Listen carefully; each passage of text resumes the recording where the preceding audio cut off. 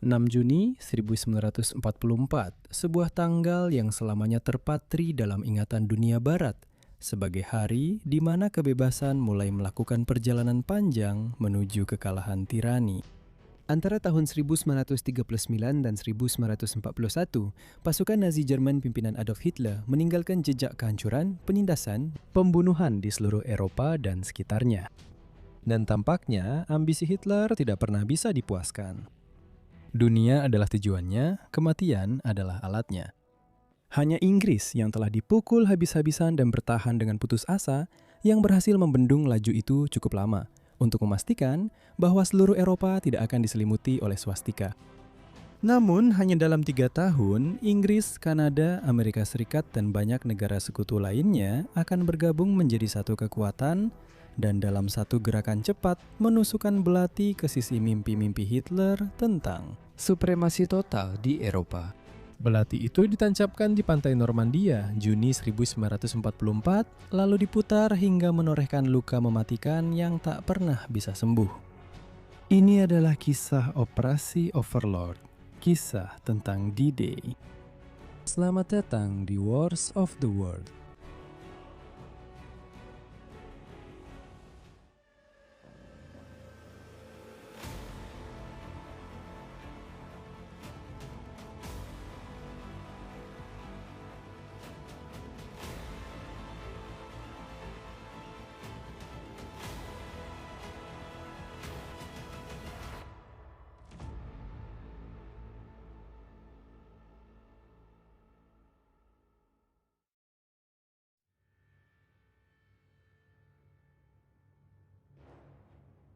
Pada tanggal 7 Desember 1941, sekutu Jerman, Jepang menyerang Amerika Serikat di Pasifik. Untuk mendukung sekutunya di Asia dan bertentangan dengan para jenderalnya, Hitler menyatakan perang terhadap Amerika Serikat pada tanggal 11 Desember tahun itu. Basis industri dan pertanian yang sangat besar di Amerika Serikat, belum lagi tenaga manusia yang sangat banyak yang kini bisa dihadapkan kepada Hitler, memberikan kekuatan baru bagi pihak sekutu dan beragam kemungkinan dalam mengalahkan tirani Nazi di Eropa. Satu-satunya pertanyaan adalah bagaimana caranya? Baik Stalin di Moskow maupun banyak pemimpin militer Amerika mendesak agar front kedua segera dibuka, kemungkinan besar musim panas tahun 1942. Namun Churchill dan yang lainnya jauh lebih berhati-hati. Pasukan persemakmuran Inggris masih terjebak dalam pertempuran sengit dengan pasukan Jerman dan Italia di Afrika Utara. Sebuah kampanye yang mungkin harus ditinggalkan atau dikurangi untuk mendukung invasi langsung ke Eropa Barat. Ada juga kekhawatiran bahwa hanya sedikit persiapan yang telah dilakukan sebelum invasi seperti itu, seperti membangun rantai pasokan, mengumpulkan intelijen tentang pertahanan Jerman, pelatihan pasukan invasi untuk tugas yang dihadapi, pelemahan pertahanan Jerman dalam persiapan menuju invasi, dan gangguan terhadap mesin perang besar Jerman melalui kampanye udara yang berkelanjutan. Karena itu, membuat Stalin kecewa. Dia diberitahu bahwa invasi ke Eropa Barat harus ditunda hingga tahun 1943. Namun, Churchill memiliki janji yang harus ditepati. Sebuah kesepakatan telah dibuat dengan Stalin bahwa pasukan akan didaratkan di Eropa pada tahun 1942. Dan karena itu, Churchill mengizinkan serangan besar-besaran di kota Dieppe, Prancis, yang akan dilakukan pada bulan Agustus tahun 1942. Meskipun tidak sebesar invasi penuh, serangan itu dimaksudkan untuk mengingatkan Jerman bahwa front barat belum berakhir dan diharapkan menarik pasukan Jerman dari front Soviet, di mana pada saat itu mereka masih maju menuju Moskow. Dilaksanakan terutama oleh pasukan Kanada, langkah ini terbukti menjadi bencana. Disebut Operasi Jubilee, pasukan yang berjumlah 10.500 orang itu didaratkan dengan instruksi untuk merebut pelabuhan terdekat, menghancurkan pertahanan Jerman, dan mengumpulkan informasi intelijen tentang operasi Jerman sebanyak mungkin sebelum mundur. Namun meskipun mendaratkan tank dan dengan dukungan udara dan laut yang besar, hanya dalam 6 jam setelah operasi dimulai, para penyintas sudah mundur sepenuhnya. Hampir 1.500 tentara sekutu tewas dan lebih banyak lagi yang ditangkap. Angkatan udara sekutu mengalami kerugian akibat Angkatan udara Jerman yang terampil. Sementara Angkatan Laut Kerajaan kehilangan sebuah kapal perusak yang mendukung pendaratan dan sejumlah kapal pendarat. Bagi mereka yang memiliki sikap nekat seperti ayo langsung saja, Itu adalah pelajaran yang menyadarkan dan sangat menyakitkan tentang harga yang mungkin harus dibayar untuk menyerbu benteng Eropa dari laut jika semuanya gagal.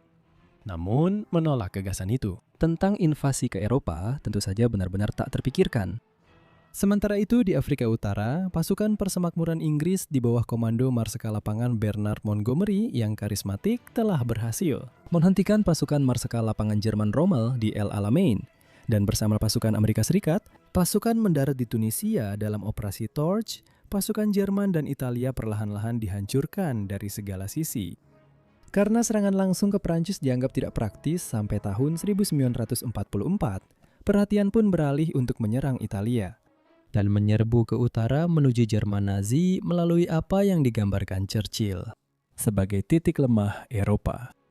Setelah mengusir Rommel dari Afrika pada 9 Juni 1943, pasukan sekutu menyerbu Sisilia dan kemudian Italia sendiri pada bulan September pada saat itu. Banyak orang Italia berusaha menggulingkan diktator fasis Benito Mussolini dan bergabung dengan pihak sekutu.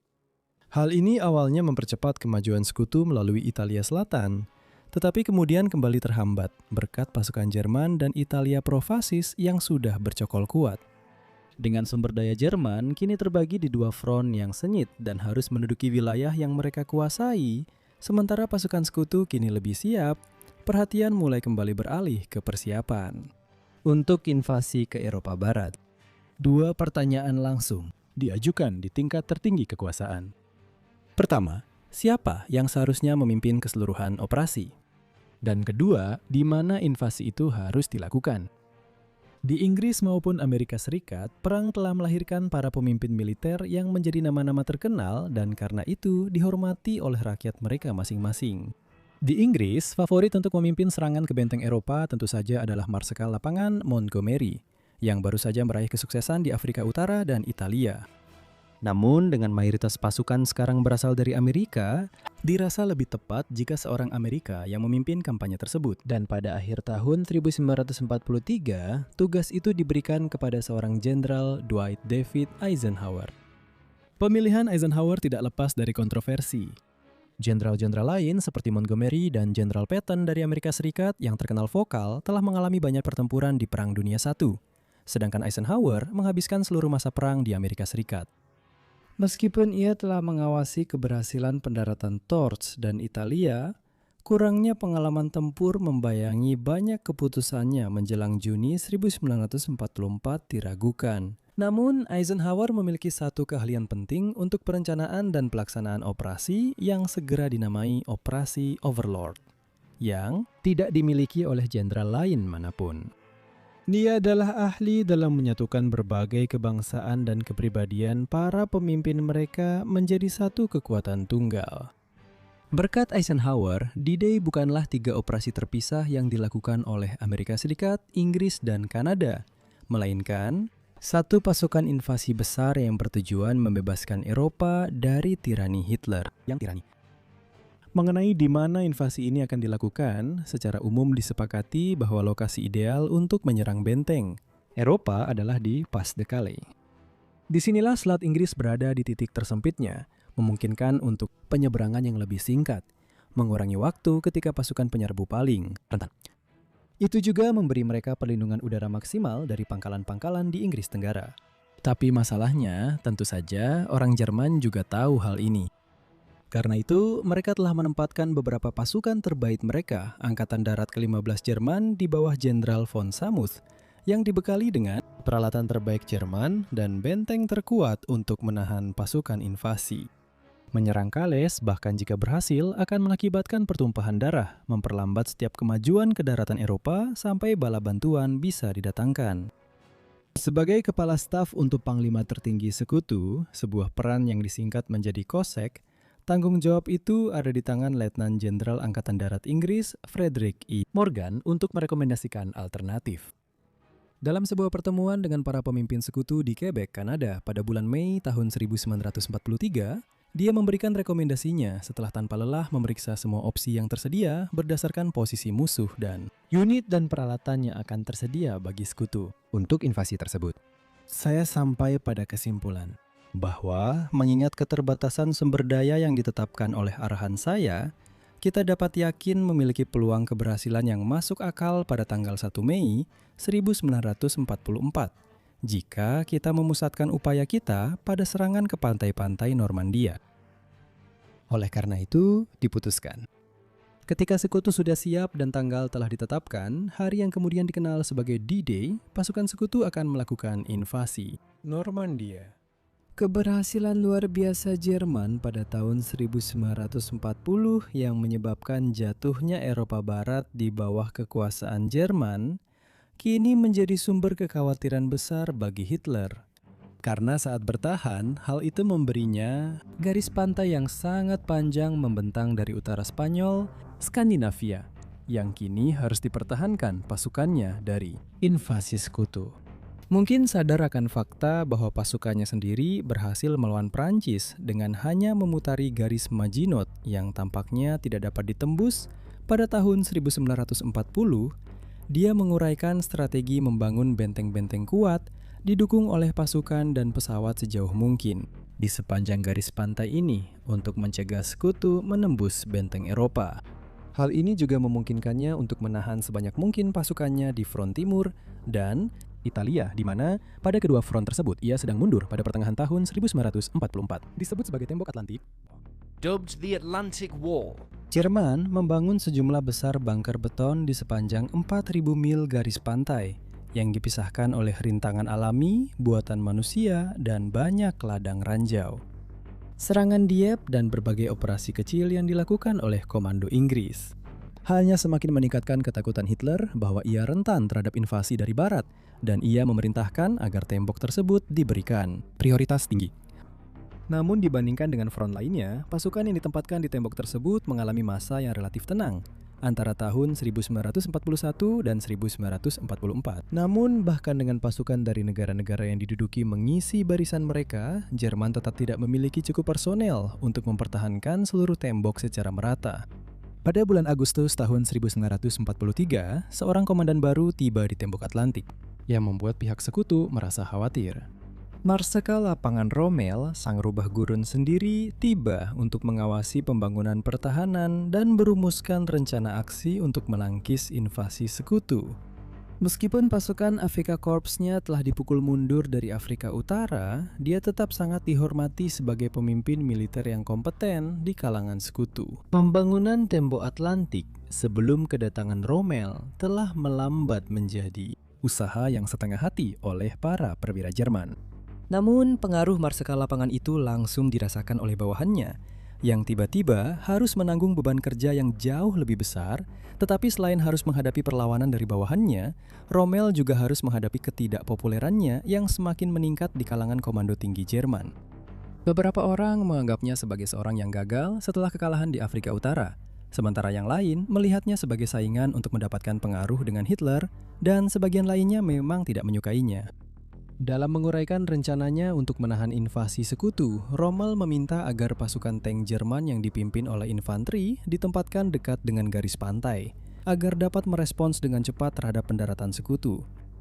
Pasukan tank yang begitu kuat dapat menghancurkan infanteri yang mencoba mendarat dan mencegah terbentuknya titik tumpu sekutu di pantai. Dari mana pasukan dan tank baru dapat dikerahkan?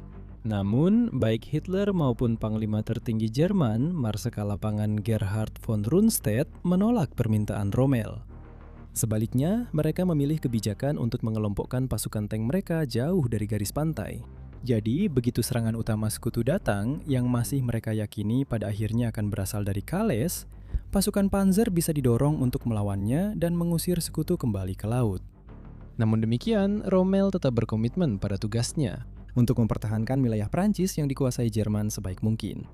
Selain upaya pembangunan bunker, dia juga memulai operasi penanaman ranjau besar-besaran di sepanjang dan sekitar garis pantai Prancis, serta menekankan kepada bawahannya pentingnya pekerjaan mereka.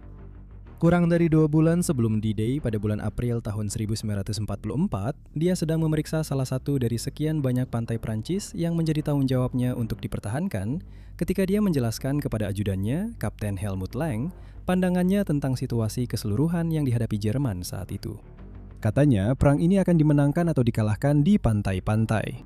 Kita hanya akan punya satu kesempatan untuk menghentikan musuh, dan itu saat mereka masih berada di air. Percayalah padaku, Lang. 24 jam pertama dari invasi akan menjadi penentu bagi sekutu maupun Jerman. Ini akan menjadi hari terpanjang. Sementara Rommel sedang memeriksa pertahanannya, para komandan sekutu memutuskan untuk menguji perlengkapan dan kesiapan mereka untuk sebuah Invasi besar-besaran melalui laut dan memulai Operasi Tiger. 23.000 pasukan Amerika dikumpulkan bersama perlengkapan mereka sebelum naik ke kapal angkut pasukan di pelabuhan-pelabuhan Inggris, yang kemudian berlayar mengitari selatan Inggris untuk melakukan simulasi invasi di pantai-pantai di sepanjang pantai Devonshire yang telah disulap agar menyerupai benteng tembok Atlantik. Untuk menambah realisme, pantai-pantai tersebut dibombardir hebat oleh kapal perang Amerika dan Inggris, baik untuk memahami bagaimana perlengkapan mereka seperti tank akan berfungsi di pantai yang penuh lubang bekas ledakan, maupun untuk membantu pasukan Amerika agar terbiasa naik kapal pendarat menuju pantai dengan tembakan artileri sungguhan melintas di atas kepala mereka. Disaksikan langsung oleh Eisenhower sendiri, invasi ke Devon dimulai pada tanggal 27 April dan dipenuhi dengan berbagai masalah. Karena kesalahan komunikasi, sekelompok kapal pendarat Amerika berhasil mencapai pantai di Slapton Sands saat Angkatan Laut Kerajaan Inggris masih membombardir daerah tersebut, yang mengakibatkan beberapa korban dari pihak Amerika. Setelah penembakan dihentikan, sisa pasukan awal pun melakukan pendaratan mereka, dengan invasi kedua yang direncanakan untuk hari berikutnya. Namun, pada malam tanggal 27 dan 28 April, sisanya dari pasukan invasi palsu yang masih berada di laut sedang berlayar melalui Lyme Bay ketika mereka terlihat oleh sekelompok kapal cepat Jerman U-boat yang sedang berpatroli. Kapal perang Inggris yang melindungi latihan tersebut sebenarnya sudah mendeteksi kapal U-boat dan sedang bergerak untuk mencegat, tetapi mereka tidak dapat memperingatkan kapal pasukan Amerika karena mereka tidak diberikan frekuensi radio Amerika. Sekitar pukul 1.30 pada tanggal 28 April, kapal U-boat menyerang dengan torpedo dan meriam 40 mm. Dalam kekacauan dan pembantaian yang terjadi setelahnya, 749 orang Amerika tewas. 2 kapal pengangkut pasukan tenggelam dan 1 lagi rusak parah. Tragisnya, banyak dari mereka yang tenggelam hanya karena mereka tidak menerima pelatihan yang memadai dalam penggunaan jaket pelampung.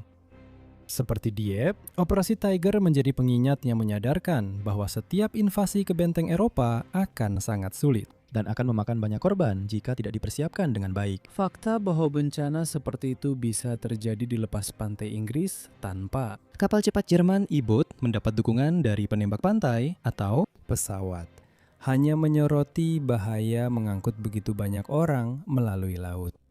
Faktanya, Tiger hampir menggagalkan D-Day pada tahun 1944 secara keseluruhan. Ini karena beberapa perwira yang sekarang tercatat hilang dalam beberapa minggu setelah tragedi itu memiliki pengetahuan tentang invasi Normandia yang akan datang.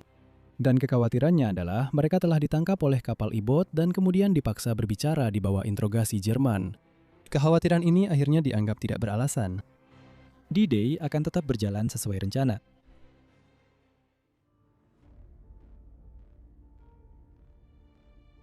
Perencanaan akhir invasi ke Normandia sangat bergantung pada upaya mengetahui dengan pasti apa saja yang telah ditempatkan Jerman di sekitar zona pendaratan. Yang terpenting, hal ini harus dilakukan sedemikian rupa agar tidak membuat Jerman curiga terhadap apa yang sedang terjadi. Jadi, mulai bulan April tahun 1944, RAF dan USAAF mulai melakukan upaya pengintaian foto secara intensif yang bertujuan untuk membangun gambaran lengkap. Gambaran taktis tentang situasi di Normandia dan wilayah sekitarnya. Dengan menggunakan pesawat tempur berkecepatan tinggi seperti Spitfire, P-38 Lightning, dan P-51 Mustang.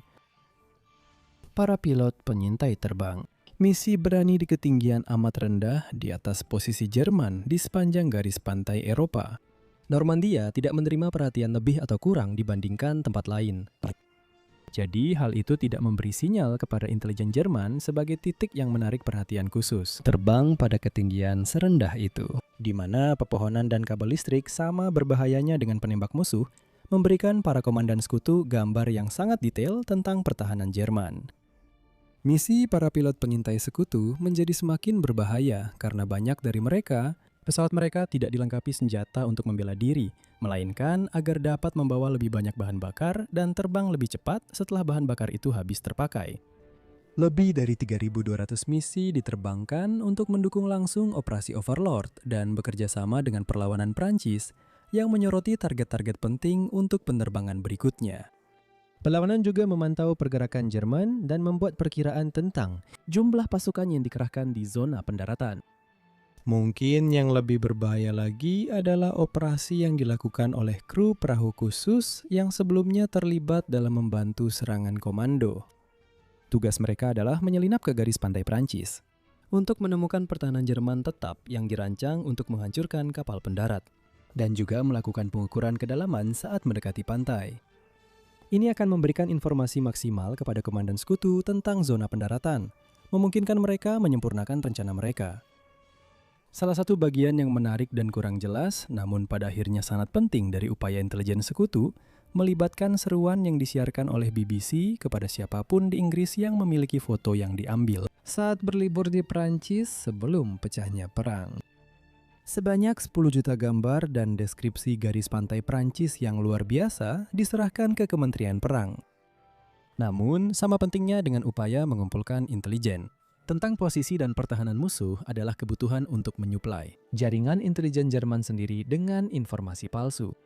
Hari H akan menjadi pendorong bagi apa yang mungkin merupakan program kontra-intelijen paling sukses dalam sejarah. Disebut dengan tepat sebagai operasi bodyguard, para perwira intelijen sekutu merancang serangkaian rencana rumit yang dirancang untuk menyesatkan rekan-rekan Jerman mereka mengenai hampir setiap aspek pendaratan D-Day. Hal ini akan mencegah Jerman memaksimalkan pertahanan mereka di sekitar Normandia dan menunda kedatangan bala bantuan yang bisa menyebabkan pendaratan terhambat di pantai atau bahkan gagal sama sekali. Salah satu aset terbesar, meskipun tanpa sadar, dalam mencapai tujuan ini adalah orang-orang Jerman itu sendiri. Meskipun mereka telah mendominasi benua Eropa secara militer sejak tahun 1940, badan intelijen mereka masih kurang jika dibandingkan dengan upaya Inggris dan Amerika. Meskipun perangkat pengkodean seperti mesin Enigma yang terkenal pada awalnya memungkinkan Jerman berkomunikasi dengan pasukan mereka tanpa takut disadap, kepercayaan diri mereka yang berlebihan terhadap perangkat tersebut membuat mereka meremehkan kemampuan sekutu untuk membobol komunikasi mereka, yang tentu saja akhirnya berhasil dilakukan oleh sekutu bahkan dengan menggunakan komputer primitif.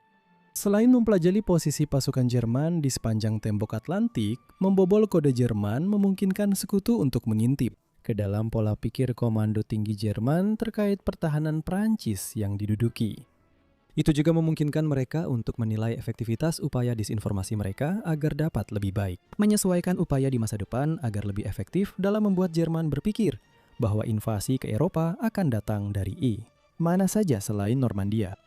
Situasi ini didukung oleh fakta bahwa Hitler sendiri yakin bahwa setiap invasi yang menyeberangi Selat Inggris akan tiba di Calais.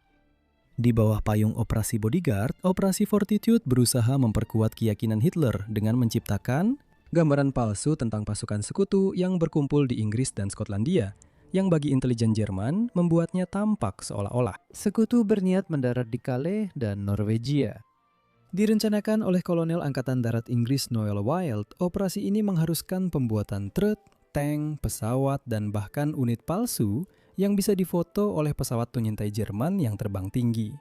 Dalam foto-foto yang diambil dari ketinggian seperti itu akan mustahil untuk membedakan antara peralatan asli untuk Normandia dan yang palsu untuk Fortitude. Bahkan beberapa peralatan terlihat begitu nyata sehingga orang-orang di lapangan pun mengira itu asli. Tapi Fortitude melangkah lebih jauh dari sekadar membangun tank replika. Fortitude juga melibatkan siaran radio palsu yang ditujukan agar disadap oleh Jerman, yang akan sesuai dengan gambaran palsu yang coba dibangun oleh sekutu dengan. Sejumlah agen rahasia juga digunakan untuk memberikan informasi sedikit demi sedikit kepada Jerman, namun mungkin yang paling langsung. Metode yang digunakan adalah keputusan bahwa untuk setiap 2 stasiun radar yang diserang oleh Angkatan Udara Sekutu di sekitar Normandia menjelang D-Day, 2 lagi di daerah sekitarnya juga harus diserang. Bahkan jika serangan itu hanya akan berdampak kecil pada pendaratan yang sebenarnya. Hal ini hanya akan semakin membingungkan pihak Jerman dan membantu membuat mereka tetap yakin bahwa Normandia hanyalah operasi pengalihan untuk Calais. Pada saat hari H tiba, intelijen Jerman masih yakin bahwa sebanyak 10 divisi sedang menunggu untuk menyerbu Calais. Bahkan ketika jumlah sekutu di Normandia sudah mencapai ratusan ribu. Namun, pekerjaan Fortitude tidak berhenti pada hari H. Sebaliknya, Fortitude terus berupaya menipu Jerman bahwa Normandia hanyalah umpan kalaupun, hanya untuk menunda pemindahan pasukan Jerman selama mungkin. Di bawah operasi Bodyguard, kampanye penipuan serupa dilakukan seolah-olah invasi sebenarnya ditujukan ke wilayah Prancis yang lebih selatan, Balkan, atau bahkan Swedia yang netral. Keberhasilan akhir D-Day sebagian besar dapat dikaitkan dengan operasi penipuan yang rumit dan sangat efektif ini.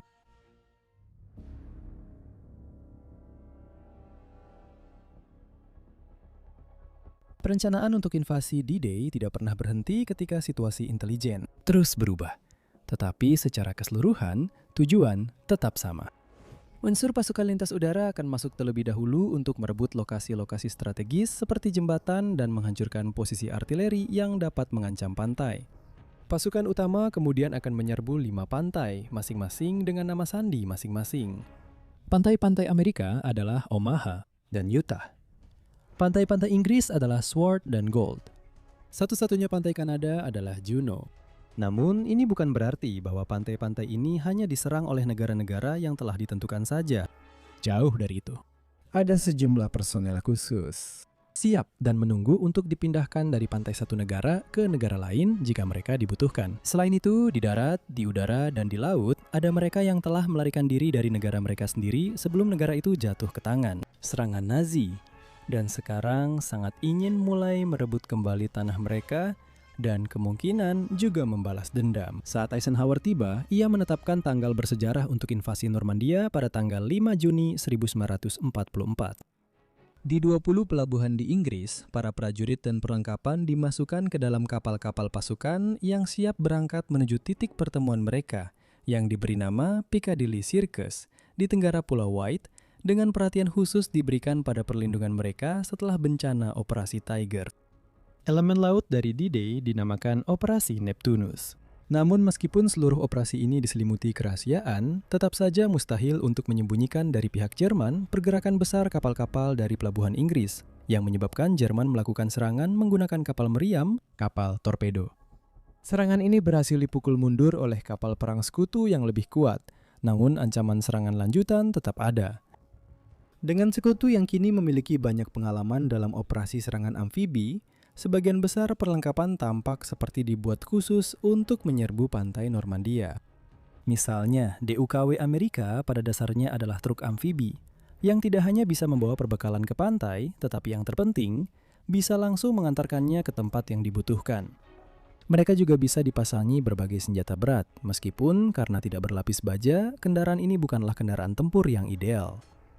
Namun, salah satu kendaraan yang justru ideal sebagai kendaraan tempur adalah Churchill AVRE Inggris, yang berarti kendaraan lapis baja insinyur kerajaan. Ini adalah sasis tank Churchill dasar, tetapi dengan meriam utamanya diganti oleh mortir petard Spigot yang menembakkan bom seberat 40 pon yang dikenal sebagai tempat sampah terbang. Churchill AVRE sangat mahir menghancurkan benteng-benteng kuat yang diperkirakan ada di pantai Normandia. Sementara Churchill dasar sendiri juga memiliki performa yang sangat baik dalam melewati rintangan. AVRE adalah salah satu dari sejumlah kendaraan yang disebut Vanis, tank yang dimodifikasi untuk tujuan khusus dalam mendukung pendaratan. Vanis lainnya termasuk Sherman amfibi yang juga dikenal sebagai DD atau tank Donald Duck. Ini adalah tank Sherman dengan layar apung dari kanvas dan baling-baling untuk menggerakkannya di air. Tidak seperti tank yang sejak awal dirancang untuk amfibi, yang sering harus mengorbankan lapisan baja atau daya tembak demi daya apung, begitu Sherman amfibi tiba di pantai, ia bisa melepas layar apungnya dan menjadi Sherman M4 biasa. 4 Sherman amfibi ini begitu sukses sehingga digunakan di kelima pantai di Normandia. Tidak lupa dengan desakan Rommel untuk menanam ranjau di pantai, baik Churchill maupun Sherman juga memiliki varian pembersih ranjau seperti Crab. Crab adalah tank Sherman yang dilengkapi dengan roller yang memutar rantai berat ke tanah untuk meledakkan ranjau, agar ledakan terjadi dengan aman jauh dari tank. Karena khawatir kendaraan lapis baja bisa terjebak di pantai yang basah dan berpasir, varian dari Churchill dilengkapi dengan roller untuk membentangkan tikar penguat, sehingga menciptakan permukaan di mana mereka bisa melaju ke tanah yang lebih keras. Tank ini akrab dijuluki oleh para awaknya sebagai penghampar karpet. Salah satu penemuan yang dirancang khusus untuk D-Day adalah sistem pelabuhan Mulberry, yang tujuannya adalah untuk mempermudah dan mempercepat proses pembongkaran sehingga pasukan sekutu dapat terus mendapatkan suplai saat mereka maju melintasi Prancis setelah akhirnya keluar dari Normandia. Pelabuhan Mulberry akan ditarik ke Normandia dan dirakit seperti teka-teki raksasa di pantai Omaha dan Gold. Semakin banyak prajurit yang naik ke kapal mereka menuju titik pertemuan, kegugupan di antara pasukan sekutu pun bisa dimengerti, mulai terasa tegang. Salah satu penyebab kekhawatiran yang semakin besar adalah cuaca yang tampaknya semakin memburuk. Satu-satunya faktor yang tidak bisa dikendalikan oleh sekutu, maupun Jerman tidak memiliki kendali atasnya. Langit cerah dibutuhkan agar bulan purnama bisa membantu navigasi selama operasi lintas udara. Sementara, kebutuhan akan laut yang tenang dalam fase invasi lewat laut sudah jelas. Dengan begitu banyak hal yang bergantung pada kondisi cuaca yang harus benar-benar tepat untuk operasi lintas udara, invasi laut ke Normandia, Eisenhower mengadakan pertemuan dengan beberapa perwira tertingginya di Southwick House pada pukul 4:15 pagi, tanggal 4 Juni, untuk membahas situasi dan apakah perlu menunda invasi tersebut. Pada akhirnya, keputusan apakah untuk melancarkan invasi pada tanggal 5 Juni sepenuhnya berada di pundaknya. Tetapi ia akan membuat keputusan itu berdasarkan prediksi seorang perwira RAF bertubuh tinggi bernama Kapten Grup James Stagg. Stagg adalah ahli meteorologi untuk operasi Overlord, kepala meteorologi, dan tugasnya adalah menafsirkan informasi yang masuk dari stasiun cuaca, pos pengamatan, dan bahkan pesawat tempur yang melakukan patroli cuaca di seluruh kepulauan Inggris. Dan itu bukan kabar baik. Stagg, sebagai perwira non-tempur dan berpangkat setara dengan kolonel di Angkatan Darat, mendapat tugas yang tidak menyenangkan untuk menyampaikan hal itu kepada sejumlah pemimpin terpenting dalam upaya perang sekutu yang memenuhi ruangan itu, bahwa menurut pendapatnya, invasi sebaiknya ditunda selama 24 jam agar cuaca bisa membaik. Banyak dari mereka yang hadir, seperti Marsikal Lapangan Montgomery, mencemooh saran tersebut dan bersikeras untuk tetap melaksanakan rencana pada tanggal 5. Mereka tahu mereka hanya memiliki jendela waktu 3 hari agar bulan berada pada fase yang tepat dan penundaan bisa membuat operasi terpaksa ditunda selama berminggu-minggu. Yang lebih buruk lagi bagi posisi Stagg, ahli meteorologi Amerika yang menggunakan sistem prediksi berbeda, percaya bahwa front tekanan tinggi akan mengusir cuaca buruk dari zona pendaratan, sehingga mereka akan mendapatkan langit cerah pada tanggal 5 Juni. Namun Stagg tetap bersikeras dalam rekomendasinya untuk menunda selama 24 jam. Setelah mendengarkan penjelasan Stagg, Eisenhower dengan enggan setuju, dan dia memberikan perintah bahwa invasi harus ditunda hingga tanggal 6 Juni. Stagg terbukti benar ketika pada malam tanggal 4 Juni dan pagi tanggal 5 Juni, zona pendaratan diterpa cuaca buruk yang mengerikan. Akhirnya, saat cuaca mulai membaik pada tanggal 5 Juni 1944, yang semula ditetapkan sebagai tanggal D-Day, fase persiapan pun dimulai. Kapal penyapu ranjau menyelinap ke pantai Normandia untuk mulai membuka jalur bagi kapal-kapal pasukan. Sementara kekuatan besar, lebih dari 1.200 pesawat tempur mulai menggempur pertahanan. Sepanjang malam hingga memasuki hari D-Day itu sendiri, Luftwaffe yang sudah melemah akan kalah jumlah di udara hampir 10:1. Dan itu memungkinkan sekutu untuk secara efektif menguasai langit, sehingga mereka dapat melakukan misi dukungan udara jarak dekat. Pesawat penembak roket seperti Typhoon Inggris akan sangat terlibat dalam menyingkirkan kubu pertahanan dan menghancurkan tank. Saat pasukan sekutu menyadari bahwa inilah saatnya, mereka mengingat kembali kata-kata Eisenhower. Kutipan, "Tugas kalian tidak akan mudah. Musuh kalian terlatih dengan baik, diperlengkapi dengan baik, dan sudah berpengalaman dalam pertempuran. Dia akan bertarung dengan brutal. Saya sangat yakin dengan keberanian kalian, pengabdian kalian pada tugas, dan keahlian kalian dalam pertempuran. Kami tidak akan menerima apapun selain kemenangan penuh. Semoga beruntung dan mari kita semua memohon berkah dari Tuhan Yang Maha Kuasa atas tugas besar dan mulia ini." Sementara itu, jauh dari keramaian di banyak lapangan udara, Britania Raya, dan di kapal-kapal dalam armada besar di Selat Inggris, di kediamannya yang tinggi di pegunungan Alpen Bavaria, seorang Führer Adolf Hitler bersiap untuk malam yang relatif tenang. Malam di tempat yang disebut Sarang Serigala, dia dan rombongan ajudannya menonton film berita di bioskop pribadinya sebelum mundur ke ruang santai, di mana Hitler memberi ceramah kepada mereka tentang pemikirannya hari itu, baik tentang perang, politik, atau pandangannya tentang tokoh-tokoh besar dalam sejarah. Melihat kembali malam itu, Menteri Propaganda Nazi Joseph Goebbels mengatakan sebelum kematiannya bahwa malam tanggal 5 Juni 1944 seperti yang ia sebut masa-masa indah dulu saat rezim Nazi sedang naik daun menuju puncak kekuasaannya. Goebbels pergi tidur lebih awal daripada Hitler yang sedang mengalami kesulitan tidur. Dan baru pada pukul 3 pagi, sang Führer akhirnya pergi tidur dengan bantuan obat-obatan. Intelijen Jerman sudah mulai menangkap indikasi bahwa sesuatu yang besar sedang terjadi di seberang kanal. Tetapi karena takut akan amarah Hitler, para ajudannya memutuskan untuk tidak memberitahunya sampai mereka memiliki lebih banyak informasi. Dan dengan demikian, saat Hitler terlelap dalam tidur akibat pengaruh obat, dia tidak menyadari bahwa armada besar pesawat yang membawa pasukan terjun payung sudah mulai melintasi wilayah Normandia.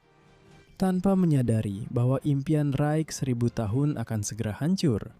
Tanpa menyadari bahwa sejarah sedang mengikat jerat di lehernya.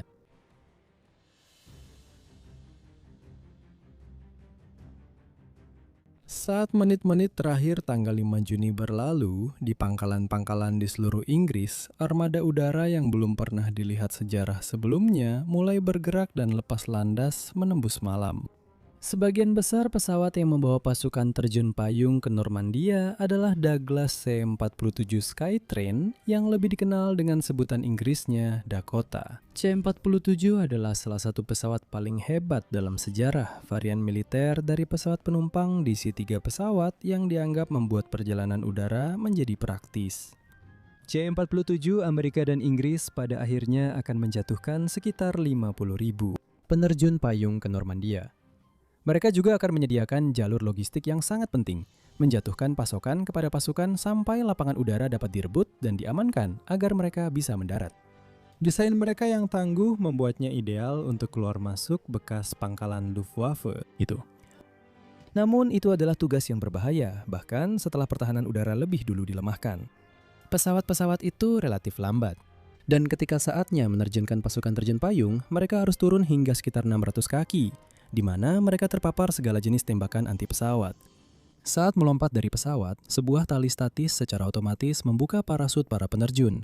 Tetapi jika parasut gagal terbuka atau tersangkut, penerjun payung hanya punya beberapa detik untuk melepaskan parasut daruratnya. Namun, dengan waktu yang lebih singkat untuk memperlambat jatuhnya, ini hampir pasti akan menyebabkan pendaratan yang lebih keras, yang bisa menyebabkan kaki atau pergelangan kaki patah. Namun jika semuanya berjalan lancar, para penerjun payung biasanya membutuhkan 35 detik untuk turun dari pesawat mereka, di mana selama waktu itu mereka akan merasa sangat terbuka dan rentan. Kepada penembak jitu Jerman yang bermata tajam yang dapat melihat siluet mereka di langit malam di belakang mereka. Untuk membantu menarik tembakan musuh, ratusan boneka parasut yang dikenal sebagai Rupert oleh Inggris dan Oscar oleh Amerika dijatuhkan. Dalam kegelapan, ini tidak bisa dibedakan dari penerjun payung sungguhan. Terjun payung ke Normandia malam itu adalah elemen dari Divisi 82 dan 100 Amerika Serikat. Divisi lintas udara pertama yang ditugaskan mencapai berbagai sasaran di semenanjung Cotentin sebelah barat pantai Amerika Serikat yang diberi nama Utah. Namun semuanya tidak berjalan sesuai rencana karena pesawat mendapat tembakan hebat saat mendekati zona penerjunan dan banyak yang hilang sebelum dan sesudah pasukan mereka turun. Letnan 1 Robert T. Matthias dari Resimen Infanteri Parasut 508 dari Divisi 82 akan menyandang predikat tragis sebagai orang Amerika pertama yang tewas pada D-Day ketika pesawat C-47 yang ia tumpangi terkena tembakan anti pesawat yang melukainya secara fatal sebelum ia sempat terjun bersama anak buahnya. Dalam kekacauan itu, banyak penerjun payung meleset dari zona penerjunan mereka, seringkali hingga bermil-mil jauhnya, dan unit-unit yang berhasil mendarat pun seringkali dalam keadaan kacau. Meskipun menghadapi berbagai hambatan ini, para penerjun payung bertempur dengan gigih melawan pasukan Jerman. Di belakang pantai-pantai di Normandia, menghancurkan meriam artileri, mengacaukan jalur suplai, dan mengalihkan perhatian pasukan Jerman dari pendaratan. Namun, tidak semua anggota unit pasukan lintas udara yang dikerahkan saat itu. Malam itu turun di bawah kanopi parasut. Banyak yang masuk menggunakan glider yang akan ditarik ke titik pelepasan dekat target mereka, dan kemudian diterbangkan turun dalam apa yang pada dasarnya adalah tabrakan terkontrol. Pesawat layang memiliki keuntungan bisa membawa peralatan yang lebih besar untuk pasukan lintas udara, tapi mereka juga memiliki banyak bahaya tersendiri. Juga, mereka sama rentannya terhadap tembakan anti pesawat seperti pesawat bermesin dan mendaratkan mereka dengan selamat seringkali menjadi. Tugas yang rumit yang jika Anda melakukannya dengan salah bisa menyebabkan banyak prajurit tewas atau terluka sebelum mereka bahkan sempat bertempur. Pesawat Airspeed Horsa milik Inggris mampu mengangkut hingga 30 prajurit dengan perlengkapan lengkap atau berbagai kendaraan ringan dan meriam lapangan. Namun, meskipun ukurannya besar dan tidak memiliki mesin penggerak, pesawat ini ternyata merupakan pesawat yang lincah saat terbang. Mengingat bahwa sangat kecil kemungkinannya bahwa sebagian besar tidak akan selamat dari penerbangan pertama mereka ke medan perang, Horsa dibuat menggunakan kayu yang membantu mengurangi tekanan pada rantai pasokan logam strategis. Hammerclaw adalah pesawat layang besar lainnya yang dirancang terutama untuk membawa tank ringan, meriam lapangan 17 pon, atau sejumlah besar perbekalan dalam satu penerbangan. Meskipun merupakan keinginan Amerika, pesawat ini hanya digunakan oleh Inggris dan dirancang berdasarkan spesifikasi yang diuraikan oleh Winston Churchill sendiri pada tahun 1941. Namun, Waco CG-4 adalah pesawat layang yang paling signifikan secara jumlah selama perang. CG-4 yang dikenal sebagai Hadrian dalam dinas Inggris, lebih kecil daripada Horsa, hanya mampu membawa 13 prajurit siap tempur beserta perlengkapannya. Satu jeep atau satu howitzer 75 mm. Namun, ukurannya yang lebih kecil memberinya keunggulan untuk dapat mendarat di area yang lebih sempit, sehingga secara signifikan memperluas jumlah lokasi pendaratan yang potensial. Menampilkan rangka tabung yang dilas, badan pesawat dengan kanvas menutupi sayap, dilapisi kayu lapis tipis, CG-4 juga memiliki keunggulan lain. Area muatan misalnya dibuat lebih mudah diakses berkat hidung dan kokpit yang dipasang pada engsel, sehingga bisa diayunkan ke atas dan memperlihatkan seluruh area kargo. Karena pendaratan glider seringkali berlangsung dengan keras, sebuah kabel pengaman juga dipasang, yang dirancang untuk dihubungkan ke kendaraan apapun yang dibawa di dalam area kargo. Jika kendaraan terlepas saat glider menghantam tanah dan meluncur ke depan menuju kokpit, kabel tersebut akan mengangkat kokpit yang berengsel ke atas ke posisi pembongkaran. Dengan demikian, menyelamatkan pilot dari tertabrak oleh kargo mereka sendiri. Divisi Lintas Udara ke-6 Inggris menggunakan glider secara luas dalam merebut jembatan-jembatan di atas Sungai Orne dan Kanal Caen. Setelah merebut jembatan-jembatan itu dengan relatif cepat, mereka kemudian harus bertahan dan bertempur, mati-matian untuk mempertahankannya sampai bala bantuan bisa datang.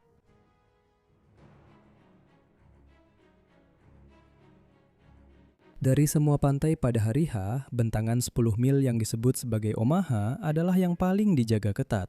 Dan karena itu, pantai tersebut diserang oleh kekuatan pembom berat sebelum pendaratan berlangsung. Namun, para pembom harus menghadapi awan tebal yang menyelimuti area tersebut, sehingga mereka harus menjatuhkan bom tanpa bisa melihat sasaran. Karena khawatir senjata mereka mungkin meleset ke laut dan mengenai armada sekutu, para kru menjadi terlalu berhati-hati dalam membidik dan banyak bom yang meleset dari targetnya malah jatuh ke daratan di pedesaan Prancis. Hambatan yang sangat mengkhawatirkan bagi kedua pantai Amerika Serikat adalah baterai meriam yang terletak di Point du Hoc, sebuah tebing setinggi 100 kaki yang memberikan jangkauan tembakan luas ke area sekitarnya, termasuk pantai-pantai tempat ribuan tentara Amerika akan mendarat di pagi hari. Oleh karena itu, sebelum pasukan utama tiba, 225 orang dari Batalion Ranger kedua yang dipimpin oleh Letnan Kolonel James Rader diberi tugas yang berat untuk memanjat tebing dengan tali dan tangga dalam upaya menghancurkan baterai meriam tersebut. Para Ranger mendekat dengan 12 kapal pendarat dan 2 truk amfibi DUKW. Tetapi mereka mendapat tembakan hebat saat mendekati pantai. Satu kapal pendarat hilang bersama, semua penumpangnya kecuali satu. Mereka kemudian mulai menyandarkan tangga sepanjang 100 kaki yang dipinjam dari Brigade Pemadam Kebakaran London ke tebing dan mulai memanjatnya. Sementara itu mereka masih terus mendapat tembakan berat dari senapan musuh dan tembakan mortir. Dengan dukungan tembakan dari kapal perang sekutu, para Ranger berhasil mencapai puncak tebing di mana mereka menemukan bahwa target utama mereka, meriam lapangan, telah dipindahkan.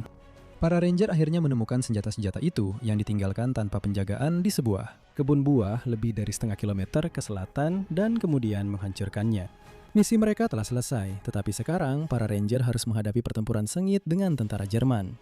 Selama 24 jam berikutnya, sampai mereka digantikan oleh bala bantuan tambahan, pada saat itu mereka telah menderita 77 korban tewas dan 152 korban luka.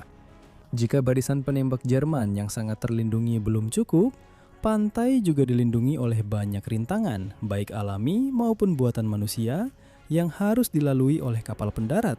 Pekerjaan sulit yang diperparah oleh angin yang sangat kencang yang bertiup. Lebih dari satu kapal pendarat berdinding datar keluar jalur. Pada pukul 6.30, gelombang pertama yang terdiri dari para prajurit Divisi Infanteri ke-1 dan ke-29 melakukan pendaratan mereka di tengah-tengah apa yang pasti terasa seperti dinding peluru yang tak tertembus. Di antara celah-celah antara kapal pendarat dan beberapa posisi pelindungan di depan pasukan Jerman, tubuh-tubuh prajurit Aircraft yang gugur segera mulai berserakan di pasir, kawat berduri, dan rintangan tetap yang memperlambat laju pasukan Amerika, membuat mereka menjadi sasaran tembakan senapan mesin Jerman. Ada begitu banyak kematian di pantai Omaha pada gelombang awal invasi, sehingga ketika kapal pendarat terlihat meninggalkan pantai lagi, pihak Jerman secara keliru memberitahu komandan mereka, Jenderal Dietrich Kreis, bahwa pasukan Amerika telah dipukul mundur. Kreis kemudian memerintahkan banyak pasukan yang menjaga Omaha untuk dipindahkan guna melawan pasukan Inggris di pantai Gold. Ini adalah kesalahan besar, karena kapal pendarat itu sebenarnya hanya kembali ke kapal untuk menjemput lebih banyak pasukan Amerika Serikat untuk dikerahkan menyerang pertahanan Jerman. Namun meskipun demikian, bahkan dengan bantuan insinyur tempur yang menghancurkan pertahanan tetap, kapal perang yang memberikan dukungan tembakan, dan tank-tank yang didaratkan untuk mendukung serangan terhadap para pembela, pasukan Amerika Serikat gagal mengamankan pijakan mereka di pantai dan bergabung dengan pasukan Inggris dari pantai Gold pada hari H itu sendiri. Namun mereka berhasil mengamankan 2 titik kuat di pantai yang dari sana. Selama beberapa hari berikutnya, mereka dapat menurunkan pasukan dan perlengkapan, serta akhirnya mengusir pasukan Jerman yang bertahan, mengamankan pantai dan bergabung dengan unit-unit sekutu dari pantai lainnya. Sejumlah jurnalis ikut bersama pasukan ke darat untuk melaporkan apa yang mereka lihat. Di antara mereka ada seorang wanita muda yang gigih dan penuh tekad bernama Martha Gellhorn. Istri penulis Ernest Hemingway, Martha Gellhorn, sebenarnya tidak diizinkan untuk meliput pendaratan tersebut. Jadi dengan langkah yang cukup berani, ia menyelinap ke kapal rumah sakit dan kemudian menyamar sebagai pembawa tandu agar bisa bergabung dengan tim medis yang pergi ke darat untuk mengevakuasi korban luka. Mengingat kekacauan dari peristiwa dramatis tersebut. Karena peristiwa dramatis yang terjadi di sekitarnya, ia berhasil melakukan penyamaran ini dan menjadi satu-satunya wanita yang mendarat di Normandia pada hari H. Sehingga ia bisa memberikan laporan langsung tentang situasi di sana. Artikel miliknya yang diterbitkan di majalah Collier berbunyi sebagai berikut. Semua orang sangat sibuk di pantai yang ramai dan berbahaya itu. Kerikil-kerikilnya sebesar apel dan sedalam beberapa kaki, dan kami tertatih-tatih menyusuri jalan yang sedang dikeruk oleh alat berat penggali jalan yang sangat besar. Kami berjalan dengan sangat hati-hati di antara garis pita putih yang dipasang rapat-rapat, yang menandai jalur yang sudah dibersihkan dari ranjau dan menuju ke sebuah tenda, yang ditandai dengan lambang palang merah. Semua orang setuju bahwa pantai ini sangat buruk dan akan menjadi kesenangan besar jika bisa segera pergi dari sini.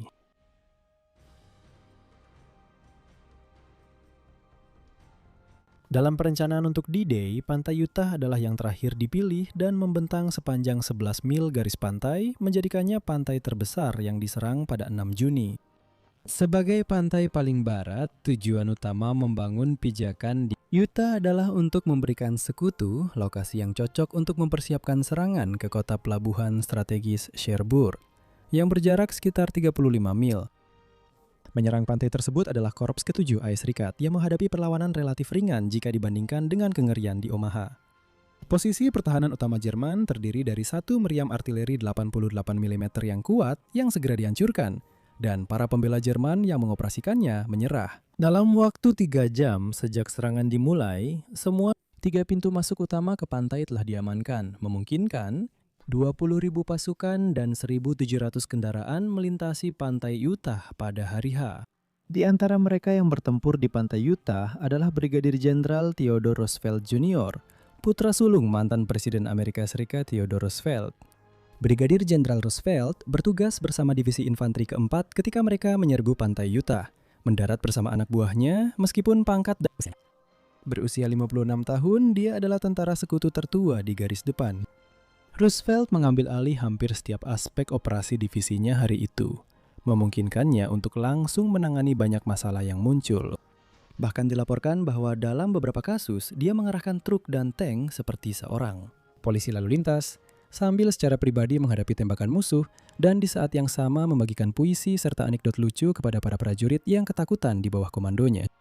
Atas keberaniannya, dia direkomendasikan untuk menerima Distinguished Service Cross. Namun tragisnya, hanya sedikit lebih dari sebulan kemudian, pada tanggal 12 Juli, dia meninggal dunia karena serangan jantung. Setelah itu, rekomendasinya ditingkatkan menjadi Medal of Honor, penghargaan tertinggi di Amerika Serikat untuk keberanian. Dianugerahkan kepadanya secara anumerta. Kutipan penghargaannya berbunyi, kutip, "Meskipun musuh terus-menerus menembaki pantai secara langsung, Brigadir Jenderal Roosevelt bergerak dari satu tempat ke tempat lain, mengumpulkan pasukan di sekitarnya, mengarahkan dan secara pribadi memimpin mereka melawan musuh. Di bawah kepemimpinannya yang berpengalaman, tegas, tenang, dan tak tergoyahkan, pasukan penyerang berhasil menaklukkan titik-titik pertahanan kuat di pantai dan dengan cepat bergerak ke pedalaman dengan korban seminimal mungkin. Dengan demikian, dia memberikan kontribusi besar terhadap keberhasilan pembentukan tumpuan pendaratan di Perancis."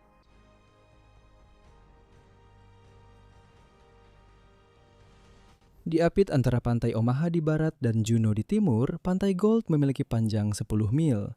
Bentangan garis pantai yang diperuntukkan untuk penyerangan, terutama oleh pasukan Inggris. Divisi Infanteri ke-50 Northumberland dan Komando Marinir Kerajaan ke-47 dan tujuan utama mereka adalah merebut kota pelabuhan Arromanches yang telah dipilih sebagai lokasi ideal. Untuk pembangunan pelabuhan Mulberry yang menunggu pasukan Inggris di pantai Gold adalah elemen dari Divisi Infanteri Wehrmacht ke-716 yang terdiri dari sebagian besar Osttruppen, orang Polandia, dan Rusia yang telah dipaksa untuk bertugas di tentara Jerman. Selain itu, pantai tersebut dilindungi oleh satu baterai yang terdiri dari 4 meriam kaliber 155 mm yang diposisikan sekitar setengah mil ke arah daratan. Pasukan Inggris mendarat 1 jam setelah pasukan Amerika menyerang Utah dan Omaha karena pasang surut di pantai Gold. Sayangnya bagi pasukan Inggris, angin barat laut yang tak terduga menyebabkan banyak rintangan bawah air.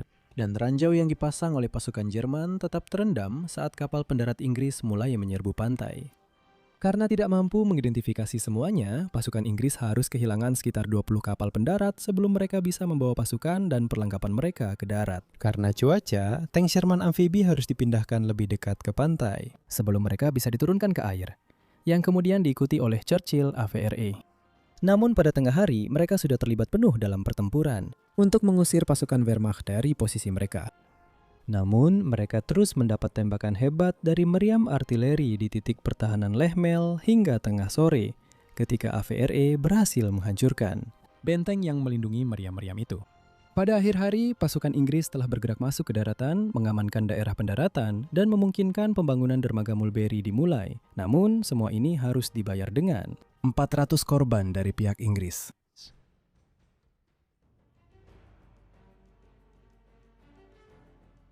Dengan panjang hanya 2 mil, pantai Juneau adalah yang terkecil dari pantai-pantai D-Day, terletak di antara Gold dan Sword di sebelah barat dan timur, dan menjadi sasaran Divisi Infanteri ketiga Kanada, Brigade Lapis Baja kedua Kanada, dan pasukan nomor Inggris. Komando 48. Ukuran pantai yang kecil hanya memperburuk kekhawatiran para perencana sekutu mengenai terumbu karang di perairan menuju pantai, yang mengharuskan pendaratan dimulai pada pukul 7.45 saat air pasang tertinggi, sehingga mengurangi risiko bagi kapal pendarat. Namun itu ternyata bukan rintangan alam yang akan menghancurkan pasukan Kanada, melainkan ranjau Jerman yang tersebar di sepanjang garis pantai.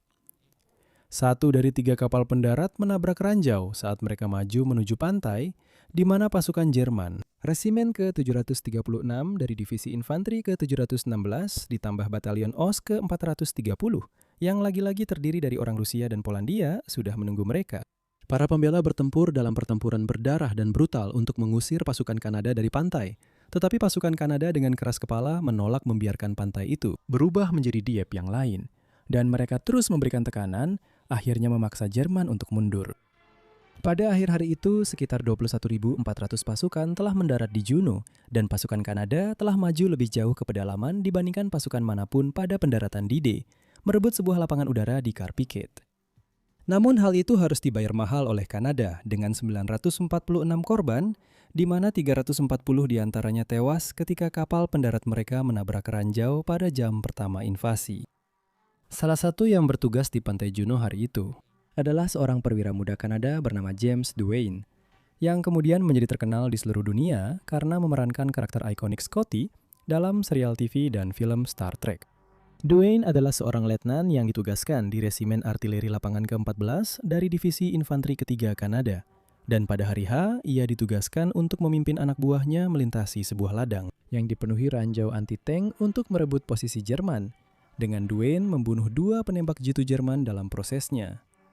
Sekitar pukul 11.20, selama sebuah jeda dalam pertempuran, dia berhenti sejenak untuk merokok. Sebelum kembali ke anak buahnya, ketika seorang penembak senapan mesin Kanada yang ketakutan menembakinya karena mengira dia adalah seorang Jerman. Dia tertembak 6 kali, 4 di kaki, 1 di dada, dan 1 lagi membuat jari tengah kanannya putus. Dalam kisah klasik tentang keberuntungan di masa perang, nyawanya terselamatkan oleh kotak rokok logam yang ia bawa di saku dadanya, yang menahan peluru yang diarahkan ke dadanya, yang hampir pasti akan membunuhnya.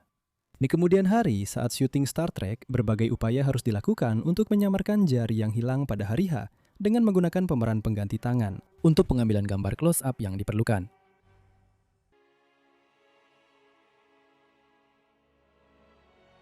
Sword adalah pantai paling timur pada hari H dan sebelum perang merupakan tujuan wisata populer dengan banyak rumah musim panas yang tersebar di sepanjang garis pantai.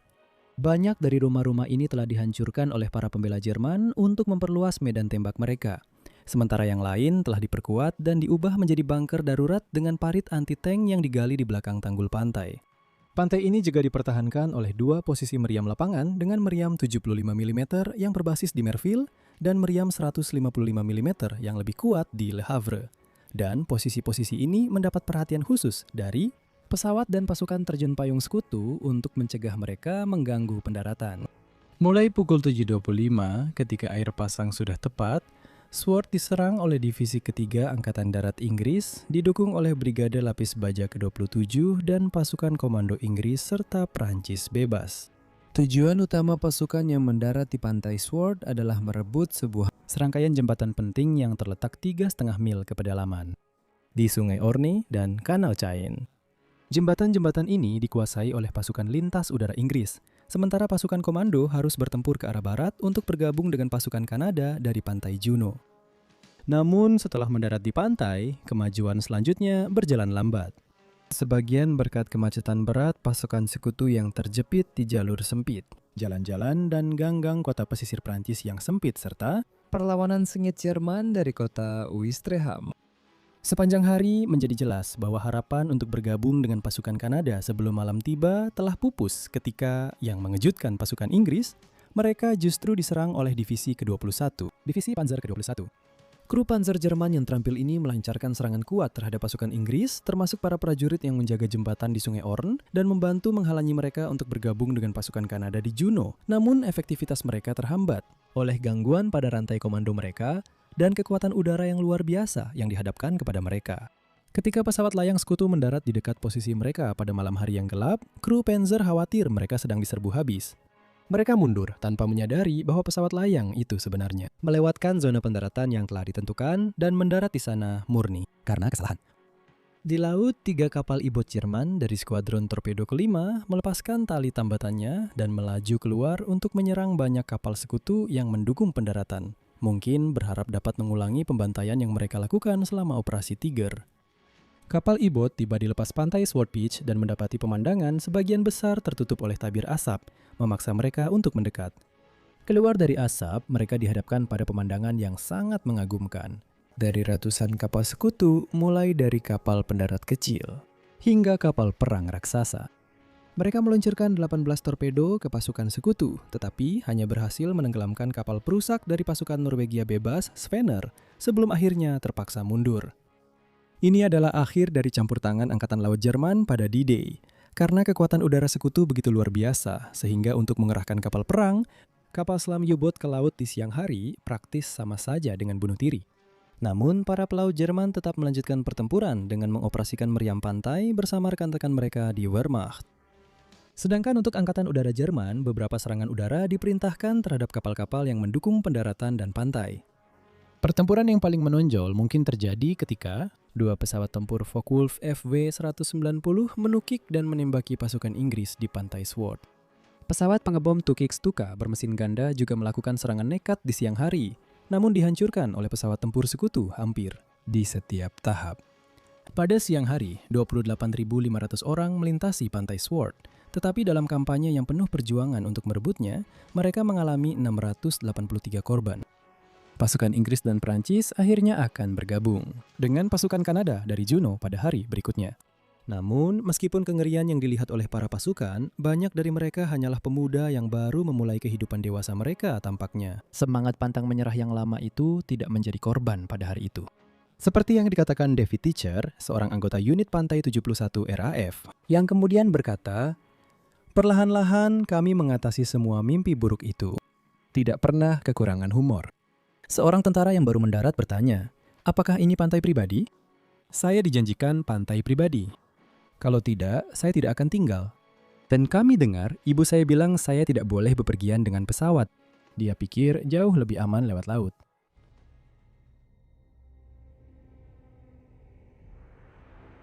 Tanggapan awal Jerman terhadap D-Day adalah kebingungan tentang apa yang harus dilakukan. Struktur komando Jerman yang kaku sangat bergantung pada perintah dari Führer, tapi tentu saja dia masih tertidur saat sekutu mendarat di pantai. Gambaran situasinya masih agak membingungkan bagi komando tinggi Jerman, dan setelah begitu lama meyakini bahwa setiap pendaratan selain di Calais hanyalah umpan, mereka pun berdebat apakah mereka harus membangunkan Hitler atau tidak sampai mereka tahu lebih banyak tentang apa yang sebenarnya sedang terjadi. Baru sekitar pukul 10 pagi, dengan kedatangan Albert Speer, Menteri Persenjataan Jerman, barulah Hitler akhirnya dibangunkan. Menurut penulis dan sejarawan Stephen Ambrose yang menulis karya epik, buku Band of Brothers, reaksi Hitler cukup tak terduga. Ia mengucapkan kata-kata, "Beritanya tidak bisa lebih baik dari ini." Goebbels juga mencatat bahwa kabar invasi itu tampaknya menjadi kelegaan baginya, seolah-olah mereka akhirnya bisa melanjutkan perang di barat.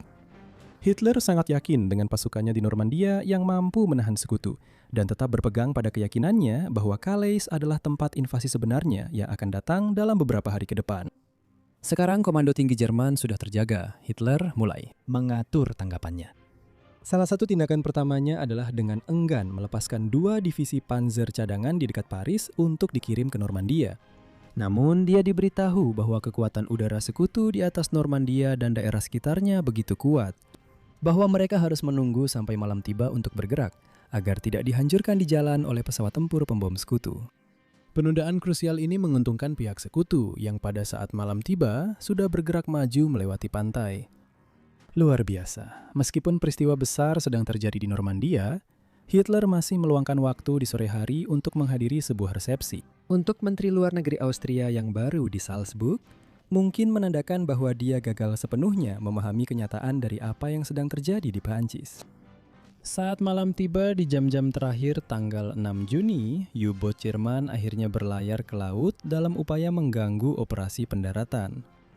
Bahkan dengan pelindungan kegelapan, rasa takut akan serangan udara masih ada karena pesawat tempur sekutu sekarang menggunakan radar untuk mendeteksi mereka di permukaan. Namun, mereka baru tiba pada siang hari tanggal 7 Juni sehingga kekuatan udara dan laut sekutu dapat menyerang mereka saat mereka mengisi ulang baterai di permukaan. 2 U-boat tenggelam dan 4 lainnya rusak parah, memaksa Angkatan Laut Jerman membatalkan serangan dengan U-boat yang belum dilengkapi snorkel yang memungkinkan mereka menjalankan mesin diesel, mesin saat berada di bawah air. U-boat yang dilengkapi snorkel hanya berpangkalan di selatan, di Teluk Biscaya, dan di utara Norwegia agar mereka bisa menyerang dengan lebih baik konvoi dari Amerika Serikat.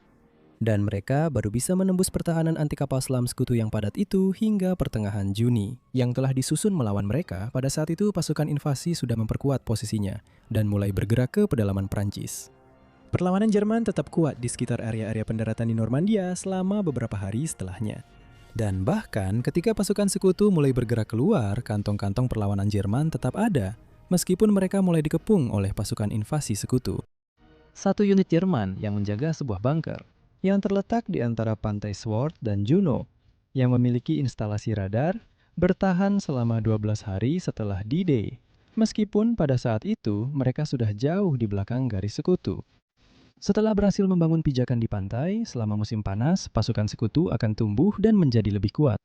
Akhirnya pasukan itu akan menerobos keluar dan bergerak melintasi Eropa, mendorong mundur pasukan Hitler. Saat Jerman Nazi dicekik hingga mati oleh sekutu serangan. 11 bulan 1 hari setelah D-Day, Jerman menyerah. Dan perang di Eropa pun berakhir. Melihat kembali tanggal 6 Juni dan hari-hari setelahnya, kita cenderung menganggap keberhasilan pendaratan D-Day sebagai sesuatu yang sudah sewajarnya. Hari-hari itu dikenang di Barat, khususnya di Amerika Serikat, Inggris, dan Kanada, sebagai hari-hari paling gemilang ketika generasi terbaik bangkit menghadapi tantangan. Sayangnya, seperti banyak pertempuran sepanjang sejarah, D-Day telah diromantisasi dalam sebuah cara sehingga mengabaikan kenyataan mengerikan dari apa yang sebenarnya terjadi. Sangat mudah untuk mengutip angka korban jiwa sebagai cara mengukur biaya dari apa yang benar-benar terjadi. Tetapi pertempuran di Normandia jelas merusak kehidupan ratusan ribu orang yang meskipun mereka selamat, harus hidup dengan kenangan mengerikan yang mereka saksikan, dan mungkin memang untuk mereka lah ketika kita merayakan kemenangan mereka setiap tahun pada tanggal 6 Juni, kita mengakui harga yang mereka bayar demi kebebasan di Eropa. Karena kita menikmati kebebasan seperti itu sekarang, di abad ke-21, yang diberikan kepada kita oleh para prajurit luar biasa itu, mungkin lebih dari operasi militer lainnya dalam sejarah, D-Day telah membuat kita merenungkan banyak pertanyaan yang dimulai dengan kata, bagaimana jika? Bagaimana jika pasukan Angkatan Laut Jerman mengulangi keberhasilan mereka selama operasi Tiger terhadap kapal-kapal pendarat? Bagaimana jika Eisenhower mengabaikan rekomendasi Steg untuk menunda dan pendaratan D-Day tetap dilaksanakan di tengah cuaca buruk pada tanggal 5 Juni? Bagaimana jika Hitler mendengarkan Rommel dan menempatkan tank-tank lebih dekat ke pantai sebelum D-Day? Bagaimana jika, karena salah satu dari jutaan alasan, D-Day gagal? Lalu bagaimana? Bom atom dijatuhkan di Eropa mungkin. Atau mungkin Eropa yang pada akhir perang sepenuhnya berada di bawah kendali Kekaisaran Soviet. Syukurlah, semua kemungkinan ini dan banyak lagi akan selalu tetap. Sekadar pertanyaan untuk diperdebatkan, berkat keberhasilan tanggal 6 Juni 1944. Operasi Overlord D-Day. Terima kasih.